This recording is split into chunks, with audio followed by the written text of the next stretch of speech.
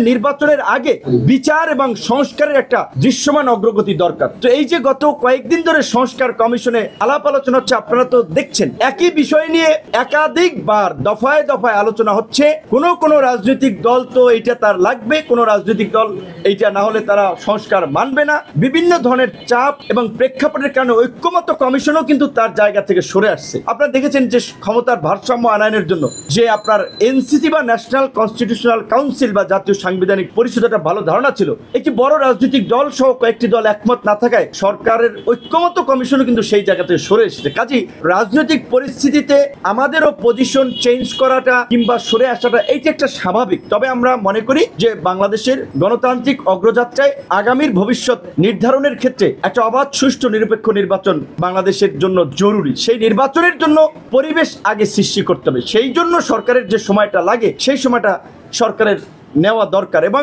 আরেকটি বাংলাদেশের শাসনতান্ত্রিক ব্যবস্থায় পরিবর্তনের জন্য যে বিষয়টি নিয়ে আলোচনা হচ্ছে, আমরা মনে করি এটি অত্যন্ত প্রাসঙ্গিক এবং বাংলাদেশের প্রেক্ষাপটে একটি যুগোপযোগী আপনার ধারণা। সেটি হচ্ছে সংখ্যানুপাতিক হারে নির্বাচন বা পিআর পদ্ধতিতে।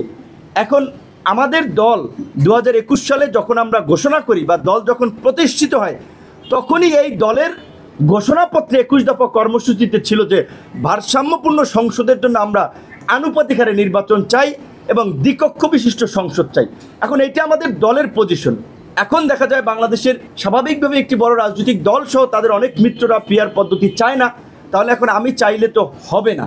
তারপরেও আমরা বলবো যে জাতির বৃহত্তর স্বার্থে এবং জাতীয় ঐক্যমত্যের স্বার্থে আমাদেরকে একটা জায়গায় আসতে হবে। সেখানে যদি সামগ্রিক পর্যালোচনায় পিআর পদ্ধতি সকলের কাছে গ্রহণযোগ্য হয় সব ক্ষেত্রে, তাহলে আমি সরকারকে আহ্বান করব, জাতীয় ঐক্যমত্য কমিশনকে আহ্বান করব এই পদ্ধতির বাস্তবায়ন করতে।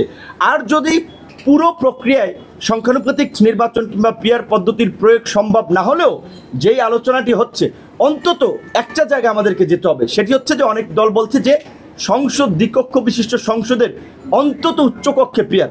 তো এখন ওই যে ধরেন আমরা 100 ভাগ চাইলাম, 100 ভাগ না পাইলাম, 80 ভাগ, 70 ভাগ, 50 ভাগ পাইলেও তো আমরা মনে করব যে এই গণ অভ্যুত্থানের অংশীজন হিসেবে এই গণ অভ্যুত্থানের প্রেক্ষাপট তৈরিতে আমাদের যে ভূমিকা, তার প্রতি সরকার এবং ঐক্যমত্য কমিশন সম্মান দেখেছে।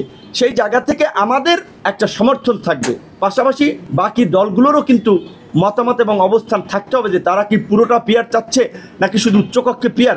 সেইটি আসলে রাজনৈতিক ঐক্যমত্যের ভিত্তিতেই ফাইনালি সিদ্ধান্তটা নিতে হবে। তবে ওই যে বাংলাদেশে যে আধিপত্য বিস্তার, দখলবাজি, চাঁদাবাজি, পেশি শক্তির যে রাজনীতি, এলাকা নিয়ন্ত্রণের যে রাজনীতি, পিআর পদ্ধতিতে নির্বাচন হলে এই অপরাজনীতি অটোমেটিক্যালি মুছে যাবে, এই অপরাজনীতির কবর রচিত হবে।